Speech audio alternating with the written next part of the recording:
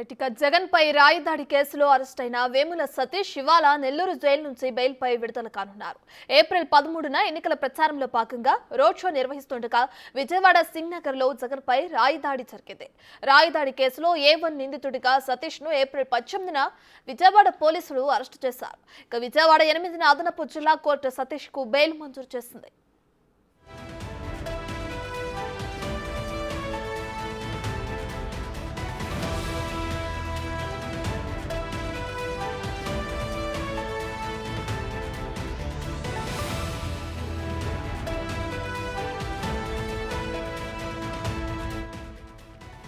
జగన్ పై రాయి దాడి కేసులో అరెస్ట్ అయిన వేముల సతీష్ ఇవాళ నెల్లూరు జైలు నుంచి బెయిల్ పై విడుదల కానున్నారు. ఏప్రిల్ 13న ఎన్నికల ప్రచారంలో భాగంగా రోడ్ షో నిర్వహిస్తుండగా విజయవాడ సింగ్ నగర్ లో జగన్ పై రాయి దాడి కేసులో A1 నిందితుడిగా సతీష్ ను ఏప్రిల్ 18న విజయవాడ పోలీసులు అరెస్టు చేశారు. అయితే విజయవాడ 8వ అదనపు జిల్లా కోర్టు సతీష్ కు బెయిల్ మంజూరు చేసింది.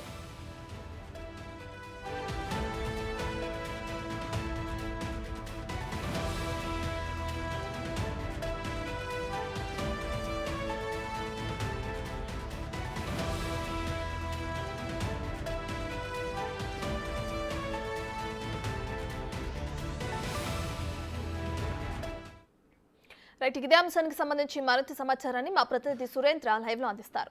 సో సురేంద్ర, జగన్ పై రాయి దాడి కేసులో సతీష్ కి బెయిల్ వచ్చింది. అయితే ఇవాళ ఆయన విడుదల కానున్నారు. దీనికి సంబంధించిన డీటెయిల్స్ ఏ విధంగా ఉన్నాయి?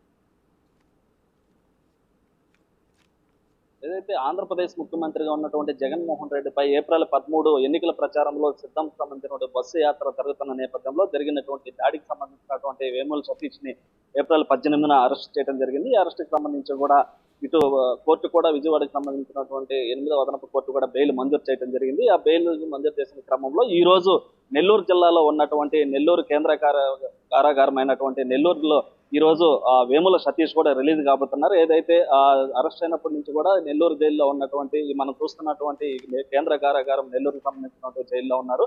అయితే ఈ జైలు నుంచి ఈ రోజు రిలీజ్ అవుతున్న క్రమంలో ఇక్కడికి ఇప్పటికే లాయర్ అంతా కూడా చేరుకున్నారు. అయితే ప్రస్తుతం అంతా మాట్లాడేందుకు కూడా ఇక్కడ లాయర్ కూడా ఉన్నారు. అసలు ఆ కేసుకు సంబంధించి ఎలాంటి విషయాలు ఏంటి అనేది కూడా ఆయనతో మాట్లాడే ప్రయత్నం చేద్దాం. సార్ చెప్పండి, అసలు ఎలా జరిగింది ఏంటి అసలు ఈ case? Jaganmohan Reddy before election ఎటువంటి టాక్టిక్స్ చేస్తారు, అతనికి అలవాట్లు, is habitual person. So in this కేసులో అబ్బాయి ఇన్నోసెంట్ గా ఉన్న అతను బలుపరిచి చేశారు. ఎందుకంటే ఆ అబ్బాయి హిమ్సెల్ఫ్ మేమత సిద్ధం యాత్రలో ఆయన కూడా 200 రూపాయల కోసం బ్లాక్ పట్టుకుని వెళ్ళిన అబ్బాయి. కానీ ఆ రోజు 14 ఏప్రిల్ అతని బర్త్డే, ఆ సెంటర్ లో అతను బర్త్డే సెలబ్రేషన్ చేసుకుని ఆయన డాన్స్ చేశారని పోలీసు వాళ్ళు ఈడే రాయేసి సెలబ్రేషన్ చేసుకున్నాడు ఏమని అనుమానంతోనే అతన్ని అరెస్ట్ చేశారు. అరెస్ట్ చేసి నువ్వు ఒప్పుకుంటే అబ్బాయి చిన్న అబ్బాయి, సరే సార్ నేను ఒప్పుకుంటా, లేకుంటే మీ తల్లిదండ్రులకు చంపుతానని అతను బెదిరిస్తే ఆయన యాక్సెప్ట్ చేసుకున్నా, అవును నేనే చేశానని. కానీ దాని తప్ప వాళ్ళ దగ్గర రికార్డ్ లేదు. నేను కూడా కోర్టులో కూడా అదే కన్విన్స్ చేశాను. అతను ఓన్ స్టేట్మెంట్ బేస్ చేసి ఒక అబ్బాయి మీద అక్యూజేషన్ మీరు నెట్టేసి జైల్లో పెట్టే కోర్టుకి రైట్ లేదు, అది కాన్స్టిట్యూషన్ ఆర్టికల్ 20 క్లాస్ 3కి వైలేషన్ ఉంటుంది. కోర్టు కూడా దాన్ని కన్విన్స్ అయ్యి ఆ అబ్బాయికి బెయిల్ ఇచ్చింది. ఈ జగన్ కి పైన గులకరాయి చేసిన దాంట్లో ఇటు పోలీసులు కూడా ఇతను కావాలని చేశారని కూడా పోలీసులు వాదన వినిపిస్తుంది. అసలు దీంట్లో ఉన్న వాస్తవం? దీని వాస్తవాలు దీంట్లో ఎవరో కట్టప్ప ఉన్నాడు. కట్టప్ప ఎలా కోడికత్తి కేసులో కట్టప్ప ఉంటాడు, దీనిలో కూడా కట్టప్ప ఉన్నాడు. ఇక్కడ నేను వాళ్ళ వేముల సతీష్ ఫాదర్ మదర్తో మాట్లాడాను కదా, అతను అరెస్ట్ చేసే ముందు వాళ్ళ ఫ్యామిలీకి ఆధార్ కార్డ్స్ తీసుకురా అన్నారు. వాళ్ళు ఏమంటారు స్వచ్ఛాలయంలో ఆధార్ కార్డులు పట్టుకెళ్ళారు. ఆధార్ కార్డులు పట్టుకెళ్ళిన తర్వాత వాళ్ళు అంతా ఇది చూశారు, వీళ్ళంతా మైనర్ బాయ్ కేసు పెట్టారా దాన్ని చాలా వాళ్ళు ఏమంటారు గంభీరం విచారణ చేశారు. విచారణ చేసిన తర్వాత మరి ఈడు ఎక్కడ పుట్టాడని ఎంక్వైరీ చేస్తే అక్కడే ఒక హాస్పిటల్లో పుట్టాడు. అక్కడ వెళ్ళిన తర్వాత ఇతను ఒక మేజర్ గా ఉన్నారని అప్పుడు నమ్మిన తర్వాత ఇతన్ని ఒక కేసు పెట్టాను. అది కూడా నేను సర్చ్ వారెంట్ చేస్తే ఇది అంతా ఒక లైమ్ లైట్ లో వచ్చింది. నేను సర్చ్ వారెంట్ ఇవ్వకుంటే వాళ్ళ మీద ఇంకా ఒత్తిడి తీసుకొచ్చి ఏదేదో చేసే పరంగా ఉంటే దీంట్లో ఎస్పెషల్లీ వైసీపీ ఏం ప్లాన్ చేసిందంటే ఆ దుర్గారావుని పెద్ద దుర్గారావుకి పట్టేసి అతని మీద ఒత్తిడి తీసుకొచ్చి నువ్వు బోండామ్మ పేరు చెప్పు అని అతను వైట్ పేపర్ మీద సైన్ తీసుకున్నారు. ఆయన బోండామ్మ పేరు తీసుకున్న అన్నాడు. ఆయన బోండామ్మ నుంచి లోకేష్ దగ్గర వెళ్ళాలని వాళ్ళు ఆలోచన చేశారు. ఇతను పట్టుకుని కానీ అది నేను వచ్చిన తర్వాత అది క్రాక్ అయిపోయింది. క్రాక్ అయితే వాళ్ళు పోలీసు వాళ్ళు కూడా ఎందుకు అనవసరంగా మనం వాళ్ళే కొట్లాడుకున్నారు. నాకే సతీష్ చెప్పాడు, చాడు వాళ్ళే కొట్లాడుకుంటున్నారు, చాడు అని ఆయనే అన్నాడు.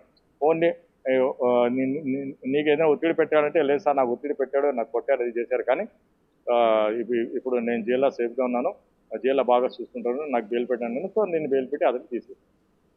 ముఖ్యంగా వేముల సతీష్ని ఎందుకు టార్గెట్ చేయాల్సి వచ్చింది సార్? ఎవరు బలుపశి కావాలి, అక్కడ బలుపశి కావాలి. ఇప్పుడు వెల్ నాలెడ్జబుల్ పర్సన్ అయితే అరెస్ట్ చేయలేము.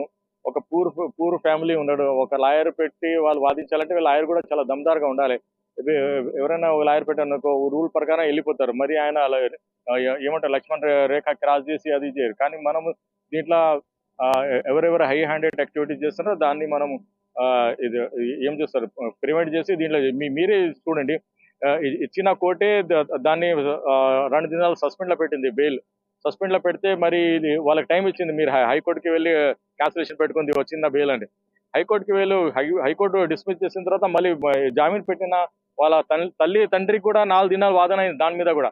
అంటే నా లైఫ్ లా జామీన్ల మీద కూడా వాదన అయిందంటే మీరు చూడండి. దాని మీద ఒక ఆర్డర్, దాని మీద ఒక ఏమంటారు వాదన ప్రతివాదన 4 దినాలు. సో దానికి పీపీకి నోటీస్, దాంట్లో ఏసీబీ అబ్జెక్షన్ ఫైల్ చేస్తాడు, ఆయన పారిపోతాడని.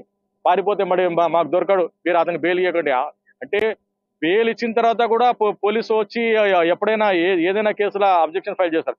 అది కూడా షూటిల్లో వాళ్ళ తల్లిదండ్రులు ఇద్దరు షూటిల్లో, వేరే వాళ్ళు కూడా లేదు ఆయన బెయిల్ మీద విడుదల చేసి పారిపోతాడని ఏసీపీ వచ్చి కోర్టుకి చెప్పాడంటే నా చరిత్రరా, నా ఇన్ని ఉన్న ఎక్స్పీరియన్స్ లా నేను ఎప్పుడు చూడలేదు. కానీ ఈ కేసులో పోలీసు చాలా రాంగ్ స్టెప్ తీసుకుంది. దాని మీద కూడా మనం ఏదైనా legal point of the fight కూడా మనం ఫ్యూచర్ లో చేస్తాం. పేరెంట్స్ గా మీరేమంటారు సార్? మీ కొడుకుని వేముల సతీష్ ని అరెస్ట్ చేయడం పైన ఏమంటారు?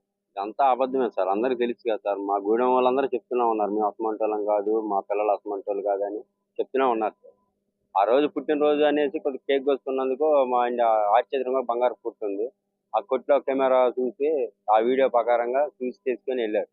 మేము అడిగాం, ఏంటి సార్ నైట్ 15వ తారీఖు సాయంకాలం నైట్ 10:30, 11 గంటలకు వచ్చి తలుపు కొట్టి మీ అబ్బాయి పిల్లలేరంటే పనుకున్నారు సార్ అంటే, లేపు ఎందుకు సార్ అంటే, ఏం లేదమ్మా మీరు కంగారు పడమాకండి, సొల్యూషన్ తాగుతుందని కంప్లీట్ వచ్చింది ఎంక్వైరీ చేద్దానికే, మీరేం భయపడమాకండి అని పనుకున్నాను. లేపుకొని 11:00కి ఎందుకు సార్ తీసుకెళ్తున్నారంటే, మీరేం కంగారు పడమాకనమ్మా, ఆధార్ కార్డు తీసుకొని మా పోలీస్ స్టేషన్ రాజరాజపేట పోలీస్ స్టేషన్కి రండి, మీరు వచ్చే లోపల పంపించేస్తాంలే, మీరు రావటం ఆల్చి మీరు కార్డు తీసుకొని రండి ఆధార్ కార్డు అన్న.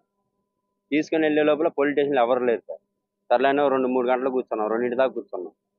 ఏంటి సార్ రాలేదంటమ్మా, ఇంకా ఏమన్నా పిల్లలు ఉన్నారేమో తీసుకొస్తారులే అని అన్నారు. సర్లేని తెల్లగడ్డ 4 దాకా కూర్చున్నాం, అయినా కానీ రాలేదు. అమ్మ ఇప్పుడు ఎందుకు అమ్మా, పొద్దున్నే రండి వెళ్ళి అని అన్నారు. సర్లేని పొద్దున్నే వచ్చాం సార్. ఇంకా పొద్దున్న నుంచి ఇంకా 10:30, 11 నుంచి సీఎం గొడవ కేసులు ఉన్నారు, రాళ్ళు వేశారు అనేసి ఇంకా అంటున్నారు. మా అబ్బాయికి తెలియకుండా మళ్ళీ తెల్లరగట్ల 4:30, 5 అప్పుడు వెళ్ళి ఒక 6-7 మా గూడు పిల్లగాలని తీసుకొని వెళ్ళారంట. తీసుకొని వెళ్ళి ఇంకా అంతా ఈ మతలబు చేశారు. అసలు రాయేసిన వాళ్ళు లేరు, కొట్టిన వాళ్ళు లేరు.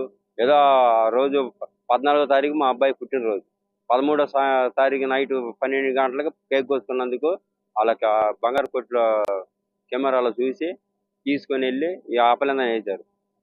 మా అబ్బాయి కూడా భయపెట్టి ఒప్పించారంట, లేదంటే మీ తల్లిదండ్రులను కూడా చంపేస్తున్నారా ఒప్పుకోకపోతే అని చెప్పారు.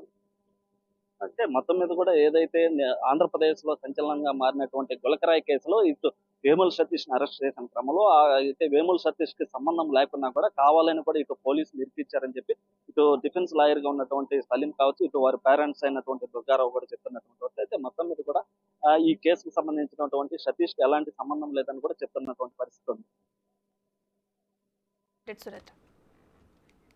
Right, thank you for the updates.